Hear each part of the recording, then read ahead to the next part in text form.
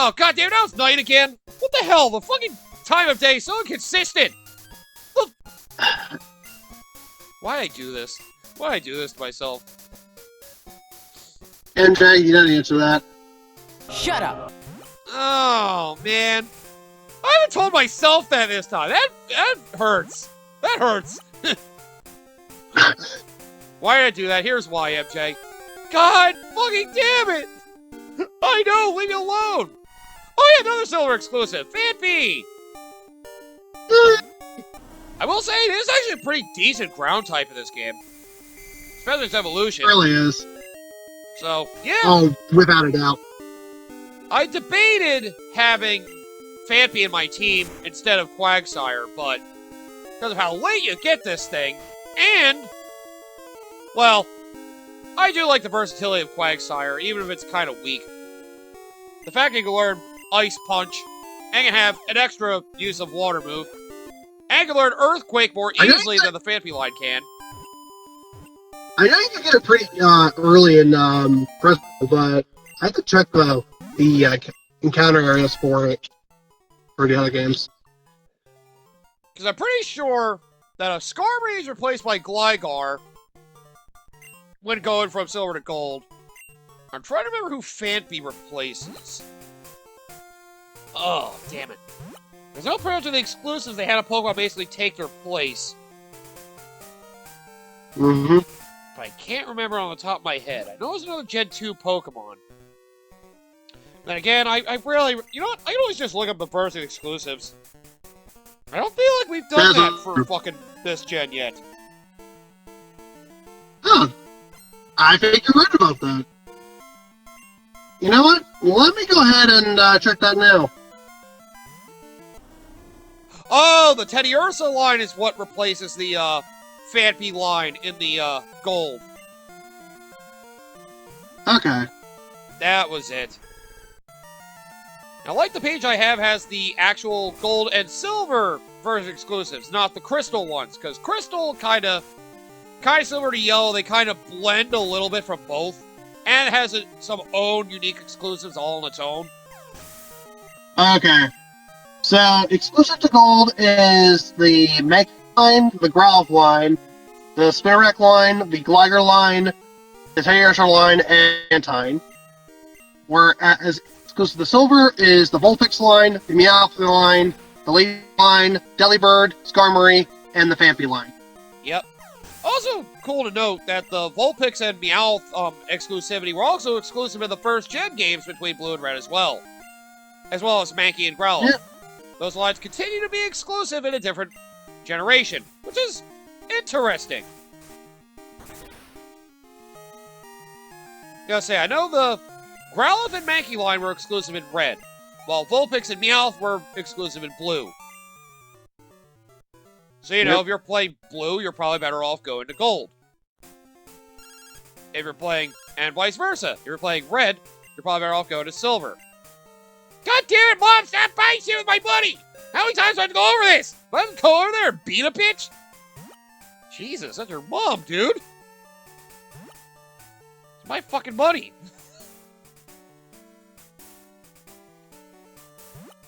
But yeah, there's your version exclusive, at least for Gold and Silver.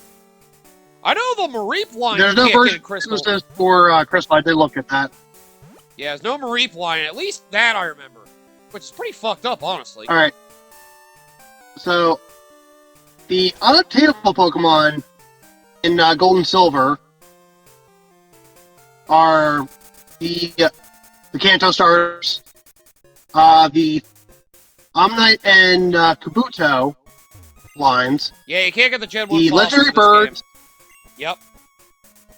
Well, Aerodactyl apparently you can obtain it gold or silver somehow. You do get Old Amber at some point, I think. Okay, yeah, right. The legendary birds, Mew and Mewtwo, oh, wait, and no, Celebi. Aerodactyl's a trade. Sorry, Aerodactyl's a trade. I forgot about that. You need a Chansey and trade it for an Aerodactyl. Okay. So it's technically a But yeah, those are the ones that are unobtainable in... Those are unobtainable in Gold and Silver.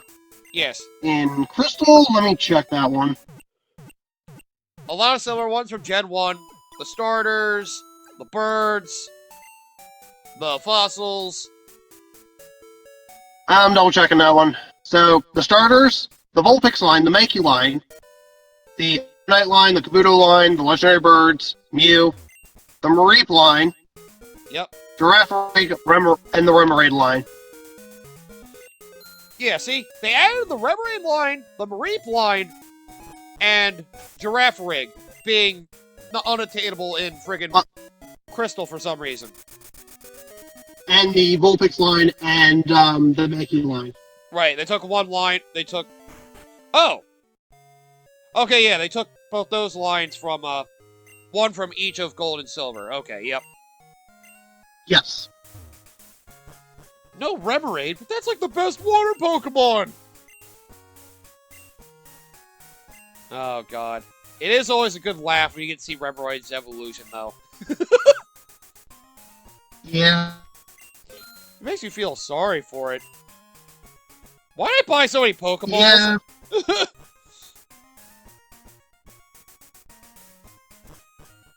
Well, it's good to know.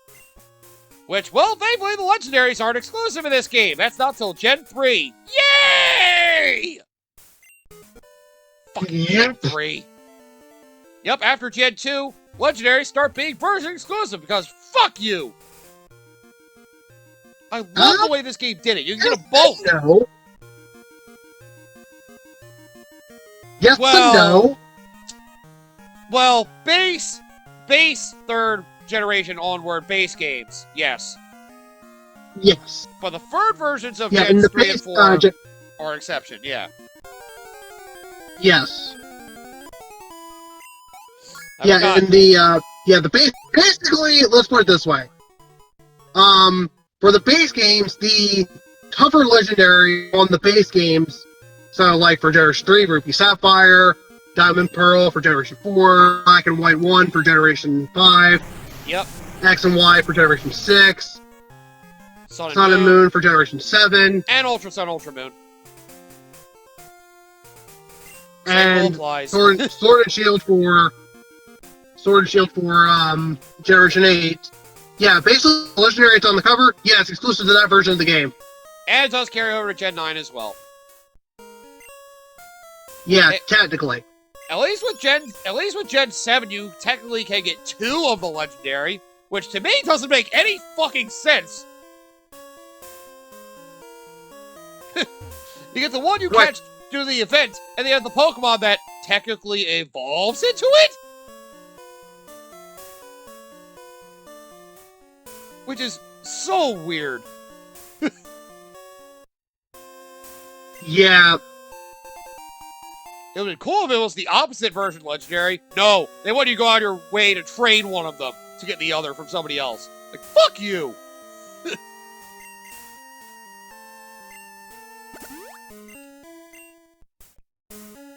I was gonna say, this something could be a little spoilery, but not... actually it is spoilery, I shouldn't say. I was gonna say this about Gen 9, never mind. Yeah, it's too recent. I'll leave that alone. I'll leave that alone. It's too recent. Okay, you know what?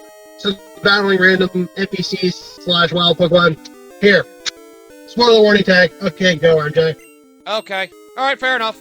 Yeah, how I was saying, Gen 7 you get 2 of the Legendary. You technically can in Gen 9 as well, post-game. There's a plot reason for it, however, it's the only one of those you can trade. Okay.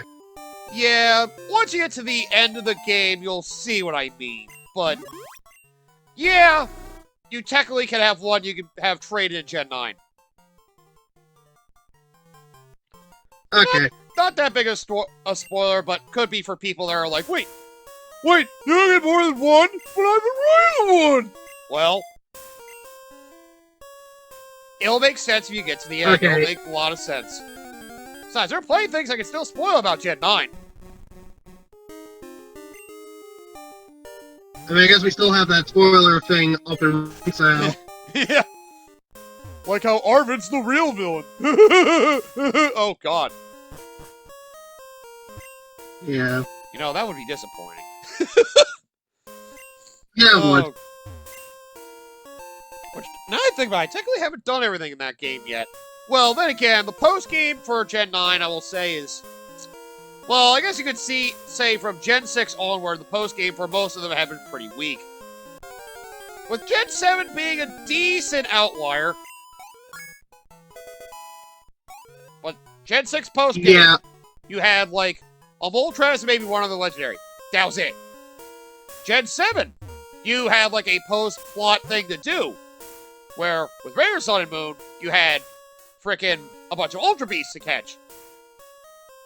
And Ultra, you had a whole thing of basically... I mean, Generation 6 also had the Looker missions, too, that side story that was post-game, too. Yeah, I feel like Gen 7 did a better version of that, personally, with the Ultra Beast stuff. Yep. With him randomly speaking French for no reason. Yep. Gen 8 pretty much had no post-game at all. The most you had post-game Gen 8, a battle tower, and you can basically battle stronger versions of all the gym leaders and the champion and your rivals at the stadium thing. Gen 9 has even less. Basically, the Terra Raids... I think they're... Because I think, like, since they've introduced the DLC, Generation 8, I think they're banking on just putting whatever post-game content they could have put in as DLC at this point. That is also true. Yeah, you're not wrong there. And, well, Gen 9's is even base form post-game. Your post-game for Gen 9 is basically more Terra Raids. You get higher difficulty Terra Raids. That's your post-game. Fucking lame as fuck. Because I think throughout the normal way of the game, you can only do 1-star through 4-star Terra Raids. Yes. Once you get through the first bit of the post-game, you can do 5-star. I think once you get through those that aren't, like, event-specific, like when they announced those for, like, Walking Wake and some of the other, exclusive ones they had, like the Sidgewai and some of the other starters. Once you get through the ones that are actually the base game, you get 6-star Terra Raids. Yeah, I think after that, there are supposedly some 7-star Terra Raids. Which sound brutal. Yeah. Now, say, I struggle with some of the 4-star Terra Raids. And I did one 5-star Terra Raid. I struggled with that, too. I'd be afraid of how bad a 6-star one would be. Then again, I also did them alone. Yeah. And the frickin' traders and Pokemon they give you to generate with you to help are not usually that helpful. Yeah, especially in the higher difficulty ones. Yeah, literally the low difficulty ones, I'm just like, okay, just use that move, kill him. Alright, done. And that was all she wrote. Yeah, by the way, welcome to World Islands. This place is a maze. It fucking sucks. Basically, there's a certain cave you want to go into to be able to get to the legendary Pokemon in here. Yeah. So, yeah, I'm trying to remember. I think you want to come in from the upper left. I know it's like upper left or upper right. It's the cave you want to go into. And from there, you can get to where the legendary is. Because every other way basically leads you into a circle. It's fucking annoying that they had to make you go through this awful maze. At least the other legendary thing isn't a maze, it's just more of a long climb. Yeah. Gotta love that when they make you go through some really annoying-ass puzzles to get to the fucking legendary. Yeah, which I'm sure we've discussed this already in terms of, like, the legendary cover, like, the cover legendary stuff. Like, yeah, so, first off, this is the first generation to do that with the legendaries being on the covers of the games. Oh, right, because all the other Gen 1 games were just based off of one of the, starters. Starters, yep. We technically didn't have green, but that's beside the point. That got kind of remedied with Fire Red Leaf Green. Yes. But yeah. But the legendary that's on the cover between gold and silver is the one that's of the lower level. of the two that you get in the game proper.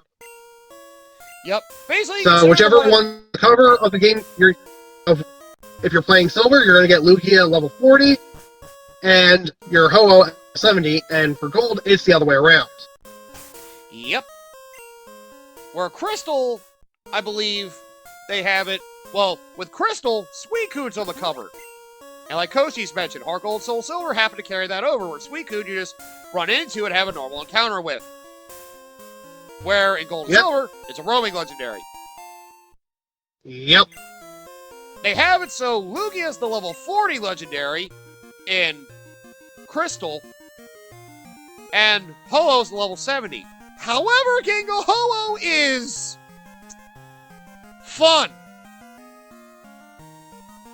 You have to get all all three of the dogs to get to Ho-Oh in Crystal, which is a dick move. Oh, there it is. At least it doesn't look like it's Make sure you're safe, MJ. Yep. Yep. And, well, I will say, at least it's nice that out in the field, they at least look like the actual Pokemon, don't just look like a generic bird. Like freaking Gen 1. Yep. And it's always recommended to save before you do these. So, here we go. Our first legendary encounter that we're actually going to be able to go after. Oh, yeah. Also, another thing to mention. Crystal actually has some, music for when you encounter Suicune. It's technically the first Pokemon encounter to have a legendary Pokemon theme. Yep. Where Gen 3 onwards, Pokemon have legendary themes. And I believe Lugia and Ho-Oh in the Gen 2 remake also have their own theme. I know Ho-Oh's is kind of memorable. Yeah. Which is kind of funny also, because the legendary theme was also used for Rotom in Gen 4 when you encountered that. Fucking level 20 Rotom, yep. Even though it's a legendary. I know. Well, it was a legendary in Gen 4. Every game after that, though? No. It's just a regular fucking Pokemon you can breed now. it in Gen 4. You can breed it in Gen 4, so it's not a legendary. Oh, I guess you could breed it, right. Yeah, they treat it as a legendary counter, but you can't breed it. That's right. That's so weird! Like, what this? I don't know what they were thinking of. Ow! The Arrow Blast! There's Lugia's signature move, by the way. Arrow Blast. Anybody who plays Smash Brothers remembers that one. Ugh.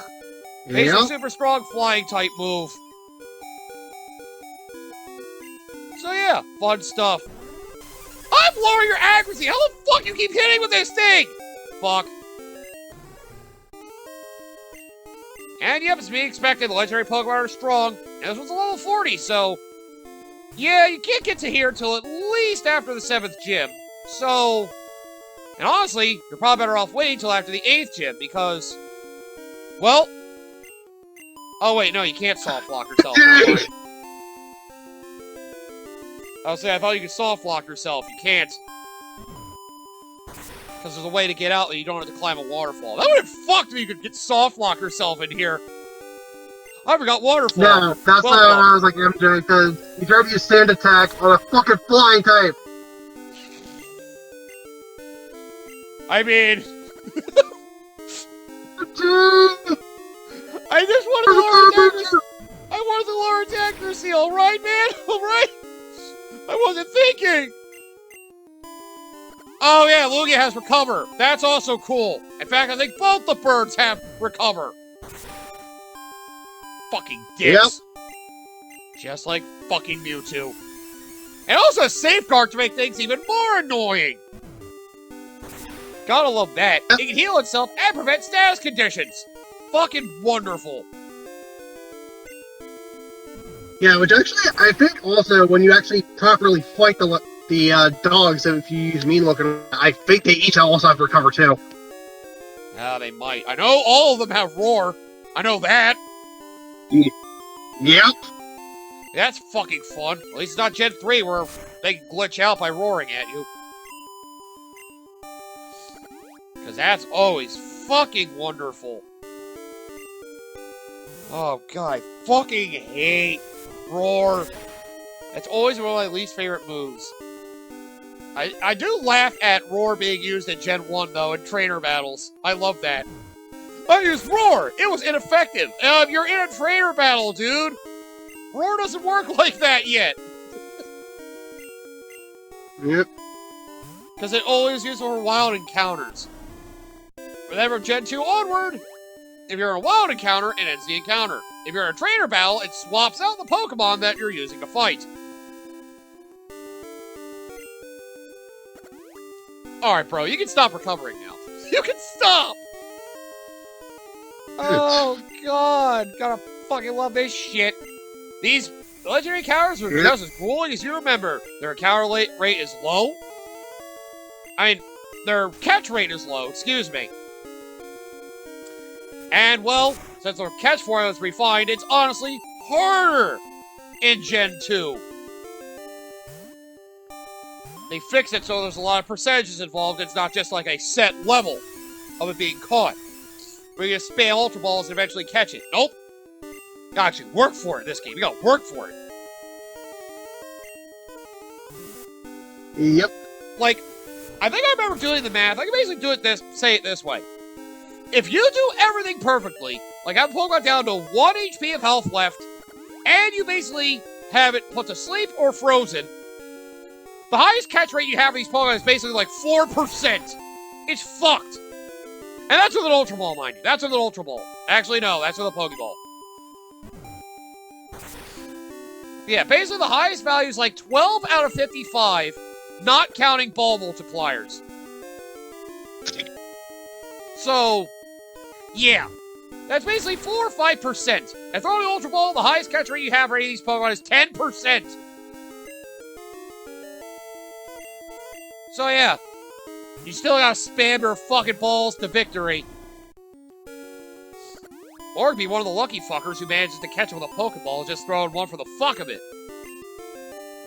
Which, the sad thing is, sometimes you're better off just fucking throwing balls and not even doing anything to them. Fucking bullshit. I'm so glad they refined that in later generations where at least the formula makes more sense for weakening a Pokemon. They don't just fucking take the balls like they're nothing. Oh, God, I fucking hate encountering these fucking things. But that's the part that made them fun and satisfying in these games. Where in the later games, you have to get them. At least in Gen 6 onward. I feel like you have to do it for Gen 5, but I don't know.